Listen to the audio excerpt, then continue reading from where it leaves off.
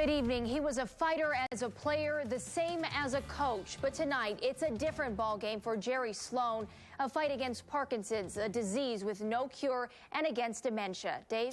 Rod is here. We found out about the diagnosis this afternoon. You've been in contact with the family. They've been fighting this for some time. Yeah, after a report came out this afternoon that Jerry Sloan has been diagnosed with Parkinson's and Lewy body dementia, I was in contact and had conversations with a close family member, and they said that they've been dealing with this for some time now. Last fall, Parkinson's disease is a condition which causes body tremors and muscle stiffness. The Lewy body dementia is the second most common type of progressive dementia behind Alzheimer's.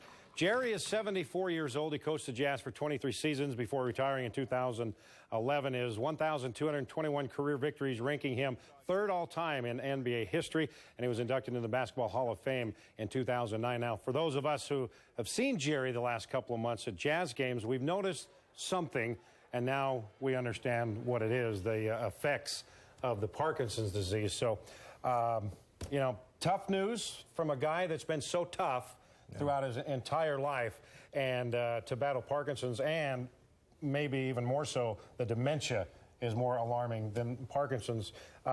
It's just a tough thing to hear, and all we can do is just wish the best for Jerry and his family. Clippers are here Friday night. Chance for Jazz fans to be together, and Jerry's been coming to games. Maybe a chance to cheer him on a little bit. He was there last Friday. Don't know if he's going to be there this week or not. Jerry doesn't want anybody to feel sorry for him.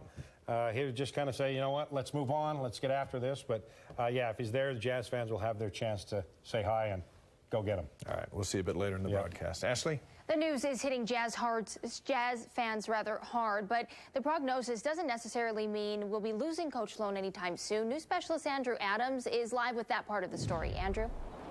Ashley, some very prominent names, Muhammad Ali, Michael J. Fox, they're alive today, decades after being diagnosed with Parkinson's. Still no question about it, Jerry Sloan faces a very difficult road ahead, and fans' prayers are with him.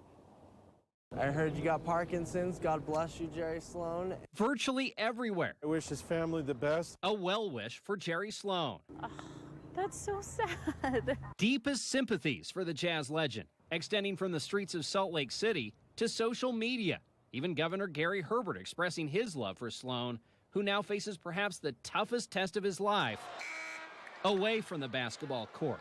A double diagnosis of Parkinson's disease and Lewy body dementia. Getting dressed for the day or cooking or driving, those issues are going to be impaired. Advocates say the diseases manifest differently, but are tied to the same biological changes in the brain, resulting in thinking and reasoning challenges, as well as muscle rigidity and gait disturbances. It's going to be harder and harder for Jerry as well as his family to deal with those symptoms on a day-to-day basis. Both diseases are increasingly common with age, with Parkinson's believed to affect roughly 2% of those over the age of 65. Yeah, that's really kind of hits home. Fans have seen their own loved ones go through it. My grandmother had that. That was challenging. Their thoughts are with Jerry and his family. I hope that he finds ways to manage it as much as possible, and that he finds a way to still find joy in life, and